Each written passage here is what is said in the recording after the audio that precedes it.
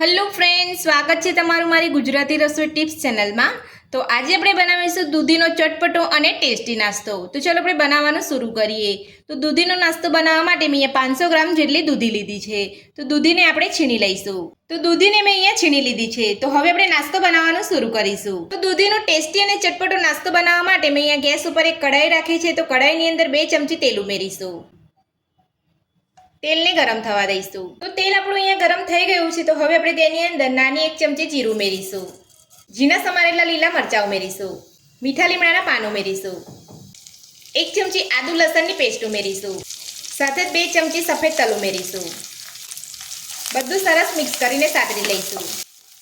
તો આ નાસ્તો ખાવામાં એકદમ ટેસ્ટી લાગતો હોય છે। તો મારી આ રીતે ઘરે એકવાર બનાવવાનું જરૂરથી ટ્રાય કરજો અને ખૂબ ઓછા સમયની અંદર બની જતો હોય છે। તો બધું જ આપણે અહીંયા સરસ સતળાઈ ગયું છે। તો હવે આપણે છીનેલી દૂધી ઉમેરીશું। દૂધી ઉમેરીને બધું સરસ મિક્સ કરી લઈશું અને દૂધીને આપણે 2 મિનિટ માટે સાતળી લઈશું।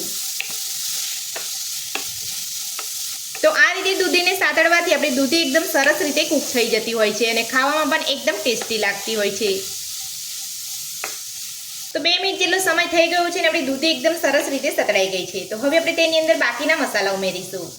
તો નાની અડધી ચમચીથી થોડો ઓછો અજમો ઉમેરીશું। નાની અડધી ચમચી રેડ ચીલી ફ્લેક્સ ઉમેરીશું। નાની અડધી ચમચી ચાટ મસાલો ઉમેરીશું। બધું સરસ મિક્સ કરી લઈશું। હવે આપણે મસાલાની અંદર 1 વાટકી પાણી ઉમેરીશું। પાણી ઉમેરીને બધું સરસ મિક્સ કરી લઈશું અને મિશ્રણને સારી રીતે ઉકળવા દઈશું। તો બધું જ મિશ્રણ આપણું અહીંયા સરસ ઉકળી ગયું છે। તો હવે આપણે તેની અંદર સ્વાદ પ્રમાણે મીઠું ઉમેરીશું।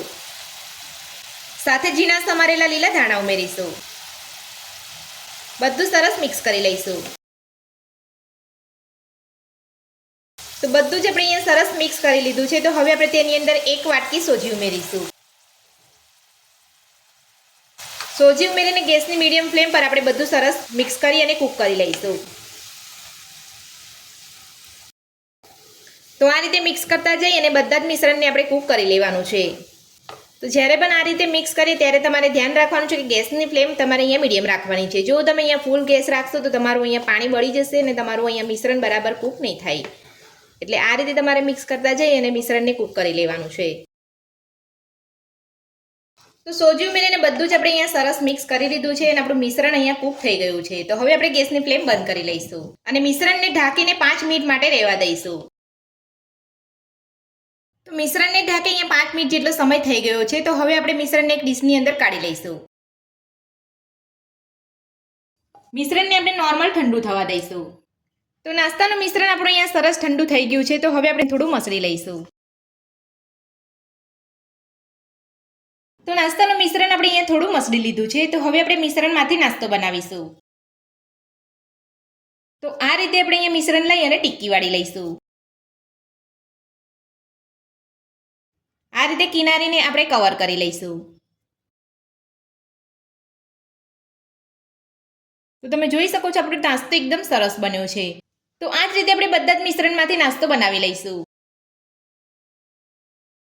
તો નાસ્તાના મિશ્રણમાંથી આપણે બધો જ નાસ્તો બનાવી લીધો છે। તો હવે આપણે નાસ્તાને સેલો ફ્રાય કરીશું।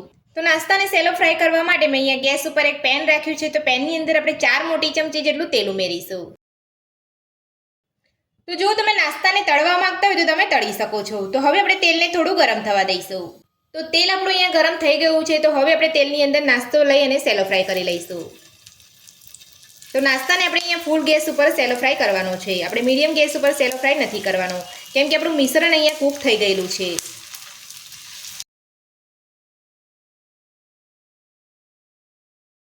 તો બધો નાસ્તો મેં અહીંયા પેનની અંદર લઈ લીધો છે। તો હવે આપણે નાસ્તાને એક બાજુ સેલો ફ્રાય થવા દઈશું। તો હવે આપણે નાસ્તાને પલટાવી લઈશું। તો તમે જોઈ શકો છો એકદમ સરસ કલર આવ્યો છે। તો બધા જ નાસ્તાને આપણે પલટાવી લઈશું અને આ રીતે બંને બાજુ પલટાવતા જઈ અને એકદમ સરસ રીતે ફ્રાય કરી લઈશું। તો હવે આપણે નાસ્તાને બીજી બાજુ સેલો ફ્રાય થવા દઈશું। તો હવે આપણે નાસ્તાને બીજી બાજુ પલટાવીને ચેક કરી લઈશું। તો તમે જોઈ શકો છો બીજી બાજુ પણ આપણો નાસ્તો એકદમ સરસ રીતે ફ્રાય થઈ ગયો છે। તો આ જ રીતે બંને બાજુ પલટાવતા જઈને આપણે નાસ્તાને ફ્રાય કરી લેવાનો છે।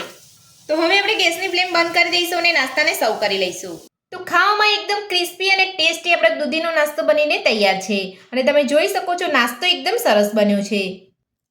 તો ઉપરથી ક્રિસ્પી અને અંદરથી સોફ્ટ બન્યો છે. તો આ દૂધીનો નવો નાસ્તો બનાવવાની રીત તમને મારી કેવી લાગી મને કોમેન્ટ બોક્સમાં કોમેન્ટ કરીને જરૂરથી જણાવજો અને આ નાસ્તો તમે ઘરે બનાવવાનો એકવાર જરૂરથી ટ્રાય કરજો. આજની રેસીપી પસંદ આવી તો વિડીયોને લાઇક કરજો, ચેનલને સબસ્ક્રાઇબ કરજો, તમારા મિત્રોને જરૂરથી શેર કરજો. Thank you.